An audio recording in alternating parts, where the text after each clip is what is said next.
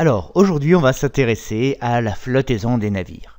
Les navires sont pour la plupart, pour les plus gros du moins, faits en acier. L'acier, sa masse volumique, c'est 8000 kg par mètre cube. La masse volumique de l'eau, je vous rappelle, c'est 1000 kg par mètre cube. Donc on a une masse volumique de l'acier qui est beaucoup plus forte que la masse volumique de l'eau. Or, ce qu'on avait vu dans une précédente vidéo, c'est que si on a un corps qui est plus dense que l'eau, eh bien, ce corps, il coulera. Donc normalement, quand on met de l'acier dans l'eau, qu'est-ce qu'il fait? Eh bien, il tombe au fond. Or, des navires, que ce soit le Titanic avec ses 269 mètres de long et ses 50 000 tonnes, ou bien beaucoup plus récemment l'Harmony of the Seas avec ses 60 000 tonnes, eux sont capables de flotter sans aucun souci, même si leur masse c'est plusieurs dizaines de milliers de tonnes et qu'ils sont faits en acier. Alors comment comprendre ça, ce qui est a priori en contradiction avec ce que j'avais dit dans une précédente vidéo sur la flottaison d'un objet? Eh bien, on va retourner vers le principe d'Archimède qui nous dit que tout corps plongé dans un fluide en équilibre subit de la part de ce dernier une force dirigée vers le haut et égale en module au poids du volume de fluide déplacé. Donc, cette poussée d'Archimède, on peut l'écrire comme étant la masse de fluide déplacé fois la gravité. Or, cette masse de fluide déplacé, c'est égal à quoi? C'est égal à la masse volumique du fluide, donc de l'eau, 1000, fois le volume immergé. Donc là, ce qu'on voit, c'est que le volume immergé va avoir une importance cruciale. Alors, comment on peut le voir également? Ce qu'on va faire, c'est qu'on va prendre une plaque de métal. Cette plaque de métal, on va la replier. Là, vous voyez, on a rabattu les deux côtés latéraux. On a aussi rabattu ces deux côtés-là. Donc ici, on a quelque chose de compact, qui est vraiment du métal qui est dense. Et on va comparer ce qui se passe avec eh bien, le cas où on aurait juste rabattu verticalement les côtés latéraux. Donc dans ce cas-là, on a la même surface de base, on a aussi la même masse, mais ce qui va être différent entre les deux cas, c'est le volume d'eau déplacé. Et c'est ça qui va faire toute la différence. Dans le premier cas, on va avoir quelque chose qui va être dense, il va couler, alors que dans le deuxième cas, eh bien, il va réussir à flotter. Et là, c'est parce que les volumes qui vont être déplacés seront très différents. Là, c'est juste le volume du métal. Là, c'est le volume du métal, de l'acier, plus aussi tout le volume de l'air qui est contenu à l'intérieur. Alors ça, c'est quelque chose qu'on peut comprendre très jeune. Il y a une expérience qui est faite des fois au niveau de la maternelle, où on prend de la pâte à modeler, on la met dans l'eau, hop, elle tombe en fond. Et quand on s'amuse à modeler cette pâte pour faire un creux, pour faire une coque, eh bien, elle va se mettre à flotter. Donc là, il y a une petite vidéo d'illustration qu'on peut trouver sur le site Uniciel qui montre bien tout ça. Alors, du coup, est-ce qu'il faut continuer à raisonner sur la masse volumique de l'acier? Non. Là, au lieu de prendre la masse volumique absolue du matériau qui a été mis en œuvre dans la construction du navire, ce sur quoi il va falloir réfléchir, c'est la masse volumique apparente. Donc ça, j'en avais un peu parlé dans une première vidéo qui faisait la différence entre masse volumique apparente et masse volumique absolue.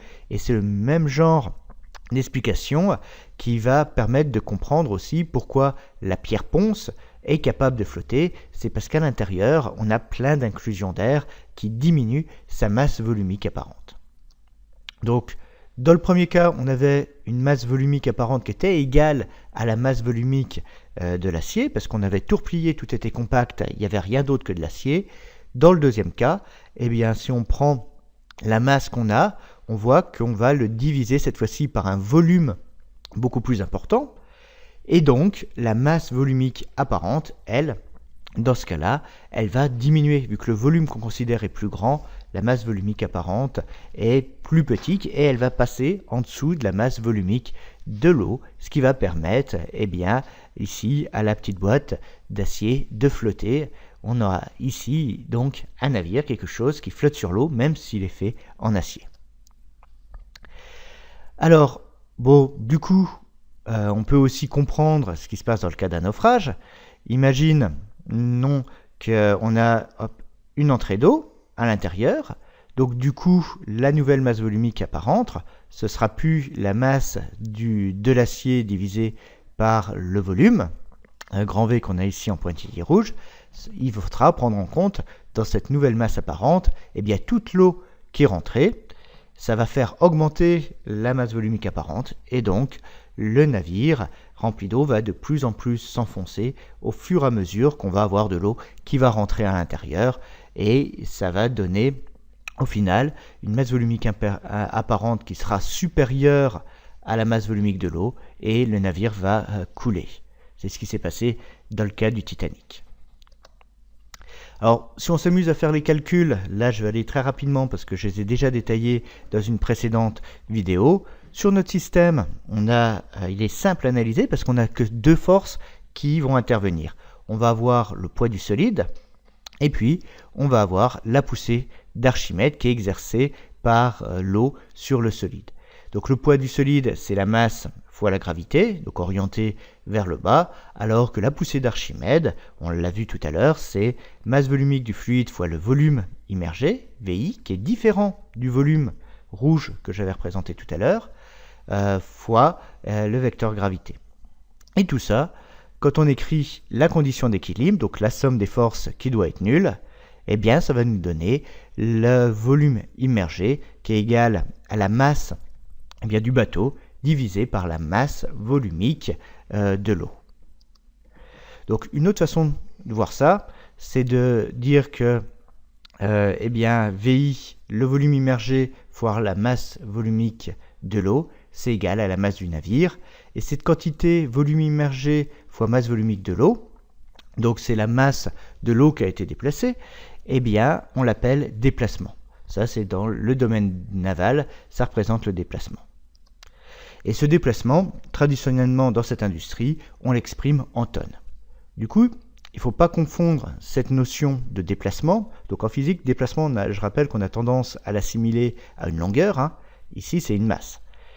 Et dans le domaine naval, il y a aussi une autre quantité qui est souvent utilisée, c'est le tonnage. Alors le tonnage, on pourrait croire que ça s'exprime en tonnes et que du coup c'est une unité de masse. Non, pas du tout. Le tonnage, ça correspond en fait au volume intérieur qui est disponible. Donc ici, ce serait la zone que j'ai mise en vert. Et pourquoi ce nom de tonnage? C'est parce qu'il était habituellement exprimé en tonneaux. On peut voir le tonnage comme le nombre de tonneaux qu'on peut remplir dans la cale d'un navire marchand. Alors le tonneau, c'est une ancienne unité qui n'est pas du tout du système international, qui vaut 2,83 mètres cubes. Vous voyez, le tonnage a une mesure de volume, le déplacement, une mesure de masse, et il y a une dernière quantité dont je voulais parler, c'est le tirant d'eau. Lui, le tirant d'eau, ça va être une mesure de hauteur, et ça va mesurer la hauteur de la partie qui est immergée. Donc sur les navires, on peut trouver comme ça des indications pour savoir rapidement le tirant d'eau. Donc là, par exemple, on n'est pas loin de 1,2, de 14 en tirant d'eau, alors qu'à ce niveau-là, on doit être autour de 21. Alors ce tirant d'eau, c'est important parce que si vous avez une embarcation et que vous voulez vous approcher des plages, si c'est des plages qui s'étirent sur des très grandes distances et qu'on peut les trouver sur les îles, il va vous falloir une embarcation avec un tirant d'eau qui est très faible. Au contraire, si vous êtes au niveau d'un port, il va falloir faire attention que le navire de marchandises qui arrive n'ait pas un tirant d'eau qui soit plus important que la profondeur de l'installation. Sinon, il va venir raboter. Donc ça, au niveau pratique, ce tirant d'eau, c'est quelque chose sur lequel il faut être vigilant. Et ces quantités, que ce soit le déplacement ou bien le tirant d'eau, elles vont varier en fonction que le navire est chargé ou pas. Suivant la quantité de cargaison qu'il aura, ou ici c'est des conteneurs, là ce sera du pétrole dans la soute, il n'aura pas la même masse à l'intérieur. Donc si on lui rajoute une cargaison, hop, la masse augmente, et donc du coup, on va avoir un tirant d'eau ou un déplacement qui vont eux aussi augmenter. Donc du coup, quand on a un navire, on ne peut pas se contenter d'une seule quantité, d'un seul tirant d'eau, d'un seul déplacement. Il va falloir définir un déplacement en charge ou un déplacement quand le navire est vide. C'est ce qu'on appelle le tirant d'eau ou le déplacement léger. Alors, le maximum de tirant d'eau que peut avoir un navire, c'est ce qu'on va appeler la calaison. Il y a aussi autre chose qui va influer ce tirant d'eau et ce déplacement, ce sera la masse volumique de l'eau. Ça, on le voit bien dans cette expression. Le déplacement, c'est le volume immergé fois la masse volumique du fluide. Donc du coup, suivant qu'on navigue dans un lac, enfin dans de l'eau douce ou bien dans de l'eau salée, on n'aura pas du tout, enfin on aura un tirant d'eau qui sera différent. Donc du coup, eh bien, on a des échelles qui sont données pour un déplacement en eau douce ou bien pour un déplacement en eau de mer. Donc on aura des valeurs qui vont varier. Là où le navire va flotter davantage, ce sera dans l'eau de mer. Alors du coup, on voit tout de suite qu'il y a des problèmes pratiques dans la navigation. Si on change d'océan, si on navigue à vide ou bien complètement chargé, on va avoir des tirants d'eau, des déplacements qui vont varier, et ce qui n'est pas forcément favorable. Donc il y a un système qui permet de jouer sur la hauteur du tirant d'eau, de la réguler, c'est ce qu'on appelle les ballastes. Les ballastes, ça va consister à réserver un espace dans la coque, un espace qu'on va pouvoir remplir d'eau ou bien enlever l'eau. Donc là, le principe un petit peu illustré ici, suivant la charge qu'on a dans le bateau, on va faire rentrer plus ou moins d'eau à l'intérieur. Si on a un bateau complètement vide, les ballastes seront beaucoup plus remplis. Le but, c'est d'avoir un niveau de flottaison, un tirant d'eau qui soit optimal.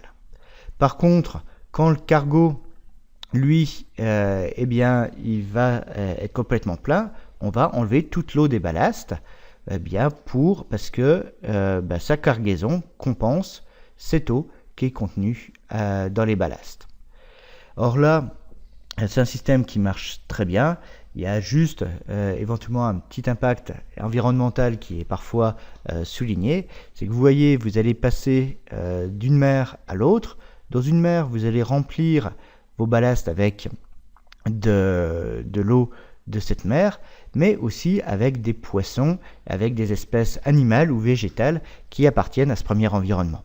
Et quand vous allez vider vos ballasts, ça pourra être dans une autre mer, dans ce cas-là, vous allez rejeter dans cette autre mer des animaux ou des végétaux qui viennent d'un autre environnement.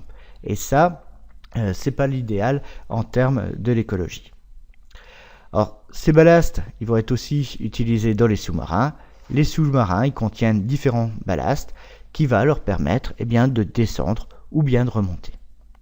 Donc voilà, j'en ai fini avec cette vidéo concernant la flottaison.